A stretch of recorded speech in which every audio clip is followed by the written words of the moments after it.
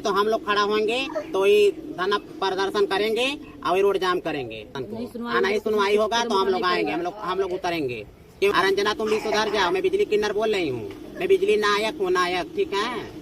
तो का हाल बा भाई लोग, आशा करतनी कि अच्छा होगा, हम मस्त होगा। तो भाई लोग हालती चौहान के हत्या कांड में अभी तक ले भैया कौनो मुजरिम ना पकड़े ना पुलिस, माने कि ऐसा ही सुतल बिया। तो आज है देखल जा इंट्रो में कि माने कि बिजली किन्नर कहत हड़ी कि जा दिन हमनी के रोड पर प्रदर्शन हो जाई, अगर पुलिस थाक जाई ना होई तो हमनी के रोड पर आवल जाई, अब वो दिन हत्यारा के पकड़ के हालती चौहान के इंसाफ दियावल जाई। तब भाई लोग ऐसा माने पुलिस हो गइल बा, ऐसा माने पुलिस प्रशासन हो गइल बा ना कि कोई सुनवाई नहीं के करत, कौनो हत्या हो जाओ मर्डर हो जाओ पुलिस नहीं के सुनत, बस रुपया लेके ऐसे सूत जाता। तब भाई लोग आज एक वजह माने बिजली किन्नर का कहतली थाना किन्नर के भी हम की थली कि तू भी सुधर जा, माने उ कोनो चीज खले हो या ओकरा बारे में, माने हालती चौहान के बारे में। तो यही से उनके समझावतली। तो भाई लोग अब हईसन एक रजा हालत होइल बाकी प्रशासन के रहते हुए एगो छक्का रोड पर आवत न सब उतरे मालती चौहान के इंसाफ हिलावे खातिर। तो भैया ई कहाँ के सही बा,